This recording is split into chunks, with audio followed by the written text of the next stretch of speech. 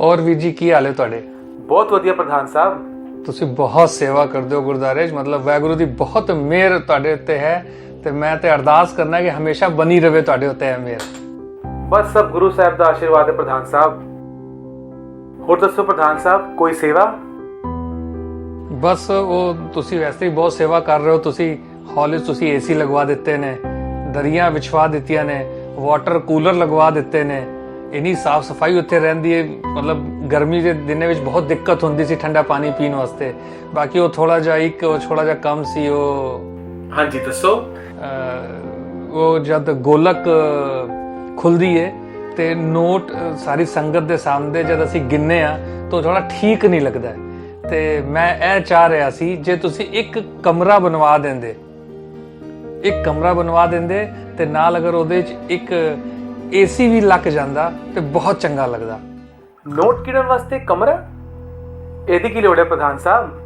ਉਹ ਇਸ ਕਰਕੇ ਕਿ ਜਦ ਅਸੀਂ ਗੋਲਕ ਖੋਲਨੇ ਆ, ਨੋਟ ਗਿਣਨੇ ਆ ਤੇ ਸੰਗਤ ਦੇ ਸਾਹਮਣੇ ਗਿਣਨਾ ਉਹ ਥੋੜਾ ਠੀਕ ਨਹੀਂ ਲੱਗਦਾ ਤੇ ਮੈਂ ਚਾਹ ਰਿਹਾ ਸੀ ਕਿ ਕਮਰਾ ਸੈਪਰੇਟ ਕਮਰਾ ਬੰਦਾ ਤੇ ਆਰਾਮ ਨਾਲ ਬਹਿ ਕੇ ਉਹਦੀ ਸੋਚੇ ਨੋਟ ਗਿਣ ਪਾਉਂਦੇ ਅਸੀਂ।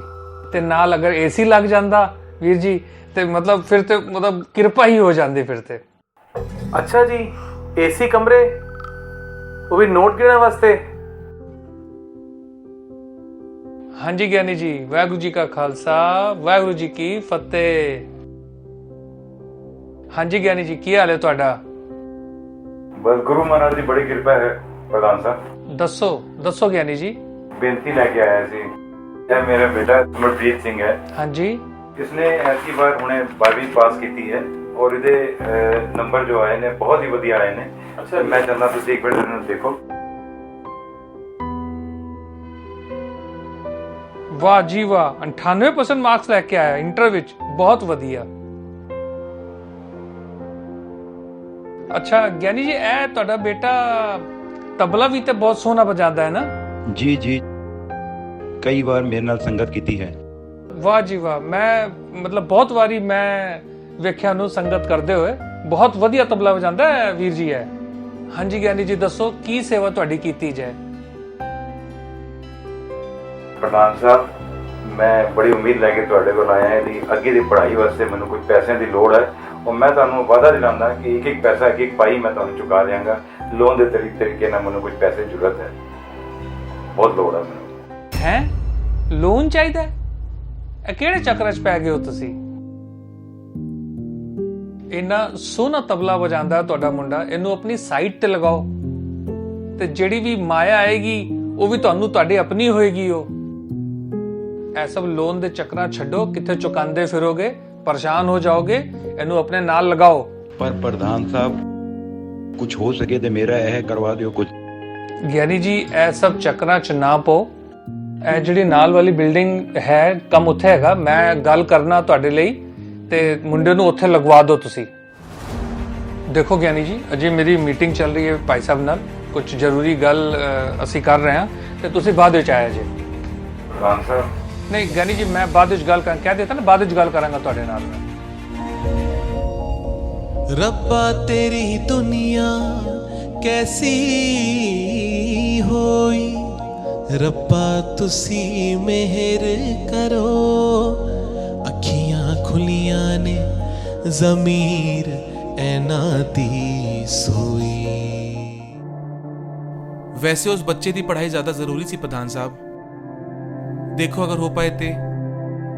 ਅਰੇ ਵੀਰ ਜੀ, ਤੁਸੀਂ ਇਹਨਾਂ ਲੋਕਾਂ ਨੂੰ ਨਹੀਂ ਜਾਣਦੇ, ਇਹਨਾਂ ਦੀ ਉੱਪਰਲੀ ਬੜੀ ਕਮਾਈ ਹੈ। ਅਰਦਾਸ ਕਰਾਓ ਉਹਦੇ 'ਚ ਵੀ ਮਿਲ ਜਾਂਦਾ ਹੈ।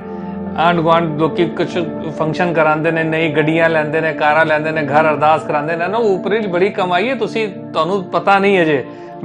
ਤੁਸੀਂ ਉਹ ਦੱਸੋ ਕਿ ਕਿਸ ਤਰ੍ਹਾਂ ਹੋਏਗਾ। ਮੈਂ ਇਹ ਪੁੱਛ ਰਿਹਾ ਸੀ ਕਿ ਮੈਂ ਕਿੰਨੇ ਦੀ ਰਸੀਦ ਕੱਟਾਂ। ਮੈਂ ਅਜੇ ਤੁਸੀਂ ਉਹ ਕਹਿ ਰਹੇ ਸੀ ਨਾ ਉਹ ਰੂਮ ਵਾਸਤੇ, ਤੇ ਮੈਂ ਕਿੰਨੇ ਦੀ ਮਤਲਬ ਮਾਇਆ ਕਿੰਨੇ ਦੀ ਮੈਂ ਲਿਖਦਾ। ਮੈਂ चलो कोई नहीं प्रधान साहब, मैं तो देखता वहाँ। हाँ जी, मैं देखता वहाँ ਇਹਦਾ ਤੇ ਫਿਰ ਮੁਲਾਕਾਤ ਹੁੰਦੀ ਹੈ। ਠੀਕ ਹੈ, ਤੇ ਕੋਈ ਗੱਲ ਨਹੀਂ, ਤੁਸੀਂ ਫੋਨ ਤੇ ਮੈਨੂੰ ਦੱਸ ਦਿਆ ਜੇ ਕਿਸ ਤਰ੍ਹਾਂ ਕੀ ਸੇਵਾ ਤੁਹਾਡੀ ਹੈਗੀ ਹੈ। ਮੈਂ ਅੱਗੇ ਫਿਰ ਉਸ ਤਰ੍ਹਾਂ ਉਹਨੂੰ ਉਸੇ ਹਿਸਾਬ ਨਾਲ ਮੈਨੇਜ ਕਰ ਲਾਂਗਾ। ਵਾਹਿਗੁਰੂ ਜੀ ਕਾ ਖਾਲਸਾ ਵਾਹਿਗੁਰੂ ਜੀ ਕੀ ਫਤਿਹ।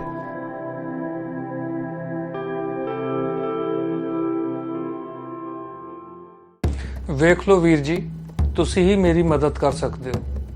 ਮੇਰੇ ਅਕਾਊਂਟ ਵਿੱਚੋਂ ਸਾਰੇ ਪੈਸੇ ਚੋਰੀ ਹੋ ਗਏ ਨੇ। ਹੁਣ ਮੈਂ ਸੰਗਤ ਨੂੰ ਕੀ ਜਵਾਬ ਦੇਵਾਂਗਾ? ਮੇਰੀ ਤਾਂ ਕੁਝ ਸਮਝ ਨਹੀਂ ਆ ਰਿਹਾ। ਸੰਗਤ ਨੂੰ ਜਵਾਬ ਦੇਣਾ ਹੈ? ਸੰਗਤ ਨੂੰ ਕੀ ਜਵਾਬ ਦੇਣਾ ਹੈ ਪ੍ਰਧਾਨ ਸਾਹਿਬ? ਪੈਸਾ ਤੁਹਾਡਾ ਚੋਰੀ ਹੋਇਆ ਜਾਂ ਸੰਗਤ ਦਾ?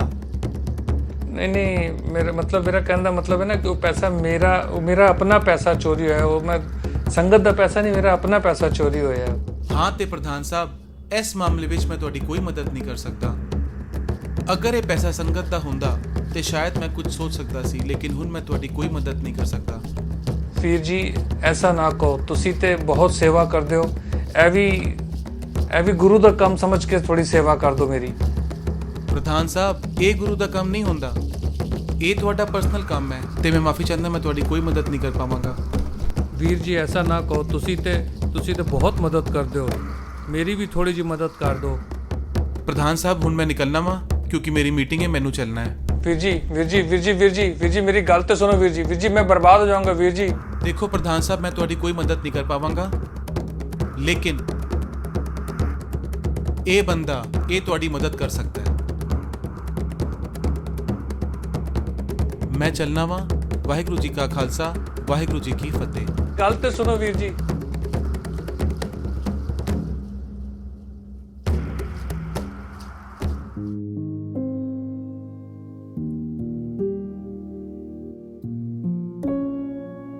एक्सक्यूज मी मैम, मुझे ये सर से मिलना था। आप अंदर बैठिए, सर अभी आ रहे हैं।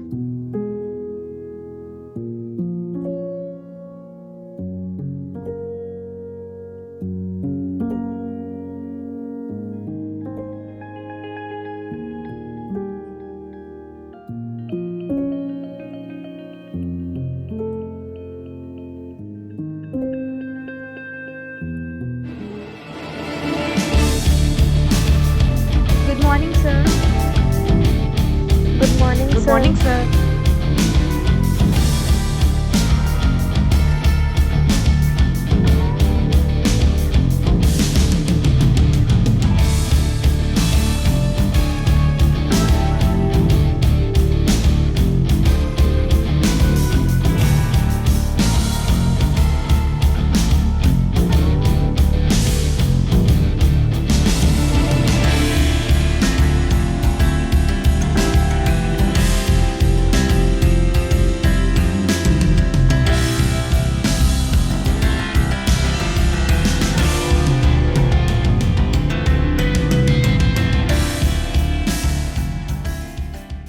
ਬੇਟੇ, ਤੁਸੀਂ ਉਹ ਗਿਆਨੀ ਜੀ ਦੇ ਬੇਟੇ? ਹਾਂਜੀ ਪ੍ਰਧਾਨ ਸਾਹਿਬ, ਮੈਂ ਗਿਆਨੀ ਜੀ ਦਾ ਬੇਟਾ ਸਿਮਰਪ੍ਰੀਤ ਸਿੰਘ ਹੀ ਹਾਂ। ਪ੍ਰਧਾਨ ਸਾਹਿਬ, ਇਹ ਉਹੀਓ ਬੱਚਾ ਹੈ ਜਿਸ ਨੂੰ ਤੁਸੀਂ ਲੋਨ ਦੇਣ ਵਾਸਤੇ ਮਨਾ ਕੀਤਾ ਸੀ। ਦੇਖੋ ਗਿਆਨੀ ਜੀ, ਅਜੇ ਮੇਰੀ ਮੀਟਿੰਗ ਚੱਲ ਰਹੀ ਹੈ ਭਾਈ ਸਾਹਿਬ ਨਾਲ। ਕੁਝ ਜ਼ਰੂਰੀ ਗੱਲ ਅਸੀਂ ਕਰ ਰਹੇ ਹਾਂ ਤੇ ਤੁਸੀਂ ਬਾਅਦ ਵਿੱਚ ਆਇਆ ਜੇ। ਪ੍ਰਧਾਨ ਸਾਹਿਬ, ਨਹੀਂ ਗਿਆਨੀ ਜੀ, ਮੈਂ ਬਾਅਦ ਵਿੱਚ ਗੱਲ ਕਹਿ ਦਿੱਤਾ ਨਾ, ਬਾਅਦ ਵਿੱਚ ਗੱਲ ਕਰਾਂਗਾ ਤੁਹਾਡੇ ਨਾਲ।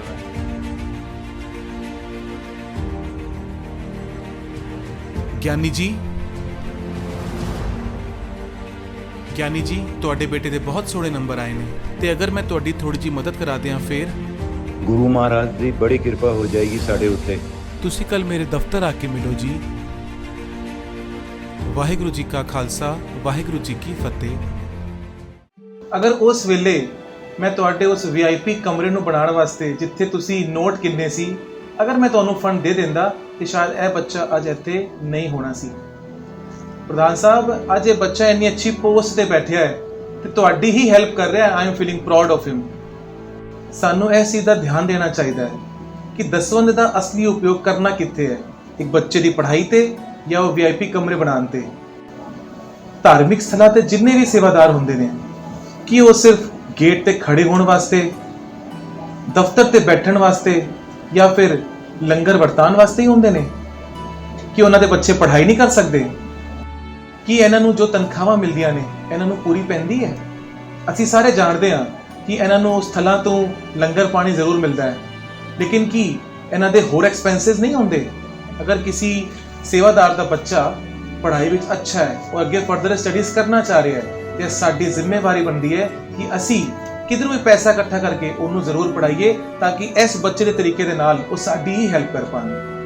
ਨੋਟ ਗਿਣਨ ਵਾਸਤੇ, ਉਹ ਕਮਰਾ ਬਣਾਉਣ ਲਈ ਤੁਹਾਡੇ ਕੋਲ ਫੰਡਸ ਹੈਗੇ ਸੀ, ਲੇਕਿਨ ਉਸ ਬੱਚੇ ਦੀ ਪੜ੍ਹਾਈ ਵਾਸਤੇ ਤੁਹਾਡੇ ਕੋਲ ਫੰਡਸ ਨਹੀਂ ਸੀ। ਗੁਰੂ ਮਹਾਰਾਜ ਦਾ ਸਤਿਕਾਰ ਕਰਨਾ ਬਹੁਤ ਜ਼ਰੂਰੀ ਹੈ। ਅਸੀਂ ਸਾਰੇ ਚਾਹੁੰਦੇ ਹਾਂ ਕਿ ਧਾਰਮਿਕ ਸਥਲਾਂ ਤੇ ਵਧੀਆ ਕਮਰੇ ਹੋਣ, ਵੱਡੇ ਏਸੀ ਲੱਗੇ ਹੋਣ, ਲੇਕਿਨ ਨੋਟ ਗਿਣਨ ਵਾਸਤੇ ਕਮਰੇ ਦੀ ਕੀ ਲੋੜ ਹੈ? ਬਸ ਮੈਂ ਤੁਹਾਨੂੰ ਇਹੀ ਸਮਝਾਉਣਾ ਚਾਹ ਰਿਹਾ ਸੀ। ਅਗਰ ਮੇਰੇ ਤੋਂ ਕੋਈ ਗਲਤੀ ਹੋਏ ਤੇ ਮੈਨੂੰ ਮਾਫ ਕਰਨਾ ਜੀ। ਵੀਰ ਜੀ, ਮੇਰੇ ਤੋਂ ਬਹੁਤ ਵੱਡੀ ਗਲਤੀ ਹੋ ਗਈ ਹੈ। ਤੁਸੀਂ ਮੇਰੀ ਅੱਖਾਂ ਖੋਲ ਦਿੱਤੀਆਂ ਨੇ। ਮੈਂ ਅੱਜ ਹੀ ਨਏ ਨਿਯਮ ਬਣਾਉਣ ਵਾਸਤੇ ਮੈਂਬਰਾਂ ਨੂੰ ਫੋਨ ਕਰਨਾ ਤੇ ਇੱਥੇ ਬੁਲਾਉਣਾ। ਕੋਈ ਗੱਲ ਨਹੀਂ ਪ੍ਰਧਾਨ ਸਾਹਿਬ, ਤੁਸੀਂ ਪਰੇਸ਼ਾਨ ਨਾ ਹੋ, ਮੈਂ ਤੁਹਾਡੀ ਪੂਰੀ ਹੈਲਪ ਕਰਾਂਗਾ।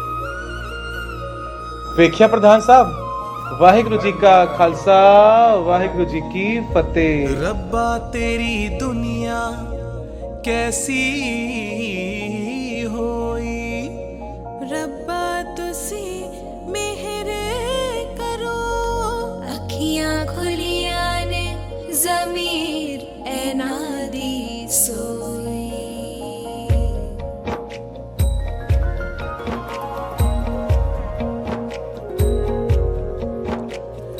आओ सारे मिल के एक गल समझो, छोटा वड्डा छड़ जिम्मेवार बन जो, छोटा वड्डा कोई भी हुंदा नी जग ते, कहना है रब दा तुसी भी मन जो। अरदास करा, हाँ अरदास करा, हाँ अरदास करा। आओ सारे मिल के गल समझो, एक रब दे हाँ बच्चे सब मिल के चलो। अरदास करा, हाँ अरदास करा, हाँ अरदास करा। ਵਾਹਿਗੁਰੂ ਜੀ ਕਾ ਖਾਲਸਾ, ਵਾਹਿਗੁਰੂ ਜੀ ਕੀ ਫਤਿਹ। ਸਾਧ ਸੰਗਤ ਜੀ, ਇਸ ਵੀਡੀਓ ਰਾਹੀਂ ਅਸੀਂ ਜੋ ਸੰਦੇਸ਼ ਤੁਹਾਨੂੰ ਦੇਣਾ ਚਾਹ ਰਹੇ ਸੀ, ਸਾਨੂੰ ਲੱਗਦਾ ਹੈ ਕਿ ਉਹ ਸੰਦੇਸ਼ ਤੁਹਾਡੇ ਕੋਲ ਪਹੁੰਚ ਗਿਆ ਹੋਣਾ ਹੈ। ਆਪ ਜੀ ਇਸ ਵੀਡੀਓ ਨੂੰ ਜ਼ਰੂਰ ਲਾਈਕ ਕਰਨਾ ਜੀ, ਵੱਧ ਤੋਂ ਵੱਧ ਸ਼ੇਅਰ ਵੀ ਕਰਨਾ, ਤੇ ਜੇ ਤੁਹਾਨੂੰ ਲੱਗਦਾ ਹੈ ਸਾਨੂੰ ਕਿਸੇ ਇੰਪਰੂਵਮੈਂਟ ਦੀ ਲੋੜ ਹੈ ਤੇ ਤੁਸੀਂ ਸਾਨੂੰ ਕਮੈਂਟ ਰਾਹੀਂ ਜ਼ਰੂਰ ਦੱਸਣਾ। ਵਾਹਿਗੁਰੂ ਜੀ ਕਾ ਖਾਲਸਾ, ਵਾਹਿਗੁਰੂ ਜੀ ਕੀ ਫਤਿਹ।